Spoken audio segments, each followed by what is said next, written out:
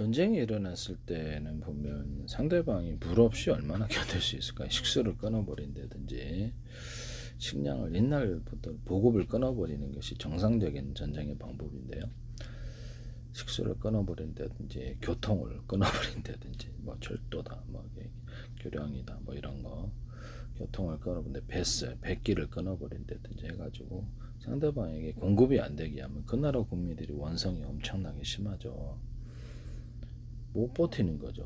못 버티는 겁니다. 전쟁이 뭐 식량이 있거나 물이 당장 며칠이나 물 안 먹고 살 수 있어요. 이런 부분을 말씀을 드립니다. 지하수도 있습니다만 현대사에서 지하수를 어디서 구하죠? 생수 같은 것도 참 중요하긴 한데 생수로 며칠을 버틸 수 있을까요? 네네. 생수가 원활히 공급되느냐도 문제인데요. 네네. 생수 공장이라도 차려야 되나? 참 빗물을 받아서 쓰거나 해야 되는데 빗물을 이렇게 집집마다 받아가지고 그래서 이렇게 저장할 수 있는 탱크가 좀 만들어놔야 되나? 비상장치로 뭔가도 써야 되는데 말씀이죠. 곤란하네요. 전쟁이 일어날 때 어떤 외부로 장거리로 이렇게 투사할 수 있는 무기들이 미사일이다 그러면 투사했던 전투기 이런 것들 투사할 수 있는 무기들 요새는 드론이 있죠. 이것들을 공장들을 없애버리는 게 제일 중요한 재고를 가지고 있으면 바닥이 난다는 거죠.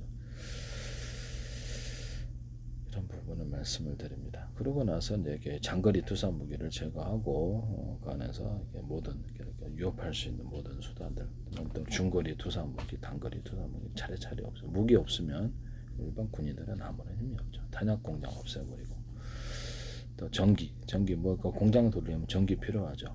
전기도 없애버리고 물론 석유를 돌릴 수도 있어요. 석유 많은 나라들은 석유도 돌릴 수 있는데 연료다, 연료 저장 탱크다 그러면 뭐 원자력 발전소는 전쟁이라도 원자력 발전소를 폭격한다든지 전쟁에 발전 못하게 석유 발전소, 석유 발전소는 별로 없죠. 예.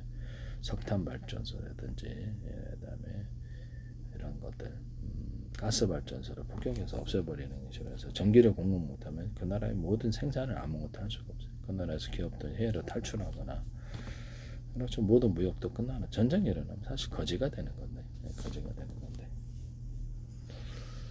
우리나라 기업들도 이렇게 뭐 해외로 떠나지 않겠어요. 미래 공장을 만들어 놓고 이런 부분에 전쟁이 일어나면 거지죠. 이런 부분을 생각을 합니다. 달러하고 연동돼 있다면 이런 부분 한번 생각을 해봅니다. 전쟁이 일어났을 때 상대방을 모든 국민을 다 죽일 건가? 8천만, 9천만이다. 5천만 못한단 말이에요.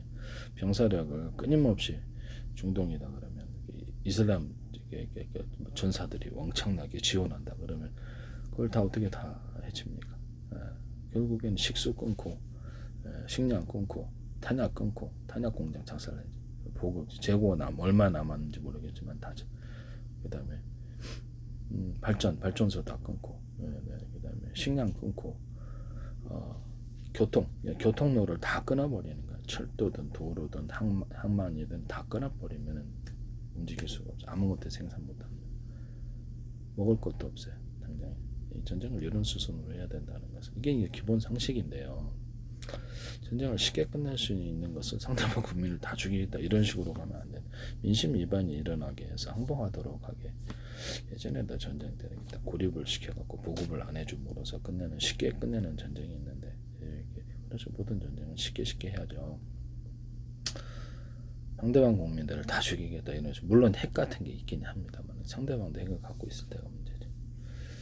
이렇게 보급을 끊음으로써 해결할 수 있는 부분이다라는 것을 말씀을 드립니다. 그래서 상대방의 주요 교통을 통해서 지하를 통해서도 움직일 수 있는데 지하를 통해서 움직일 수 있는 물량이 뭐 어느 정도나 많겠어요. 제한적이죠.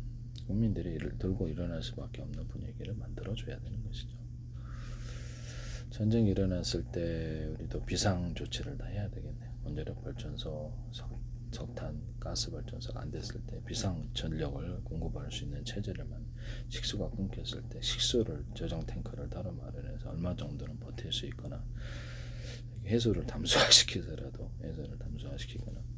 그래서 생수 공장을 돌려서라도 이렇게 공급할 수 있는 이런 비상 체계를 다 만들어 놔야 될 것 같아. 식량이 끊겼을 때 식량을 깡통에 이렇게 식량을 깡통에 이렇게 보관하는 것도 이제 기술 공개할게요. 네, 기술 공개하겠습니다. 식량을 깡통에 이렇게 보관해서 오랫동안 보관하게 하는 이런 방법도 이렇게 한번 해보시기를 바랍니다. 그래서 일반 뭐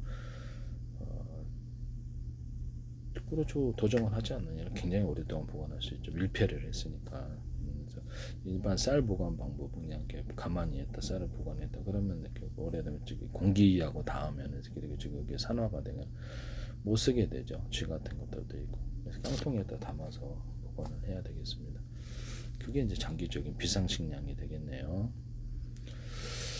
비상식량을 마련해서 국민들에게 공급할 수 있는 체계를 전쟁에 항상 대비를 해서 살아야 되는데 지금은 우리가 지금 뭐 수도도 공급되고 전기도 공급되고 가스도 공급되다 보니까 식량도 공급되고 전혀 모르고 있는데 비상시에는 이게 전혀 끊겼을 때 생존 자체가 막막합니다. 생존이. 그래서 비상식량을 놔둬야 될 것 같은데 어느 정도 버틸 수 있는 식량, 식수 이런 것들 기본적으로 요즘에 10년 동안 아무 일 없어도 괜찮다. 그거 까먹고 살면 되니까 통조림도. 기본은 좀 있어야 될 것 같긴 해요. 자체적인. 생수를 얼마나 남겼다. 응가도 써야 되는데 생수 갖고 해결할 수 없죠. 곤란하고. 이런 뭐 비상 발전할 수 있는 방법 이런 것들도 건전지라도 좀 놔야 될 것 같은데 비상 발전할 수 있는 무슨 인버터 발전기라든지 뭐 이렇게 있긴 있어야 될 것 같은데 국가적인 차원에서도 미리미리 그걸 대비합시다. 네, 대비하는 사람과 그렇지 않은 사람이 있습니다. 전쟁과 약간 떨어진 지역, 제주도다 그러면 거기서도 식량 기지를 만들어 놓고 생수 기지를 뭐 제주 탐단수도 있습니다만은 만들어 놓거나 거기 또 외부에 점령에 당하지 않게 점령을 당하지 않게 탄약 기지도 만들어 놓거나 무인도나 해외 같은데 이렇게 생산 기반을 마련해서 계속 전쟁에서 물자를 공급할 수 있는 방법을 찾아야 되겠어요. 배도 이렇게 통행을 할 수가 없으니까 폭격으로 인해서. 그래서 이 부분에 대해서 육지 곳곳에 식량 창고라든지 예비군 무기 창고 저도 이제 군 다녀서 있잖아요. 그래서 가서 이제 이렇게 점검도 하고 물자도 나르고 그랬는데요. 보급부대를 다 이렇게 네네. 일단 식량 창고, 변경 식량 창고, 식수 창고 이런 부분들을 그다음에 탄약 창고, 탄약은 이제 비축을 많이 하는데 여기저기 분산을 해놔야 돼요. 탄약 창고, 장거리 투사 무기, 중거리 투사 무기 준비되는데 병사들이 숫자가 많아도 무기 없으면 이게 탕탕탕탕 이거 갖고는 지거든요. 하늘에서 폭격하는 거. 무한정 싸울 수 있는데. 네. 하늘에서 폭격하면 무슨 수로 당하겠어요? 안 되는데. 전쟁에 이미 치고 들어. 네, 그렇습니다.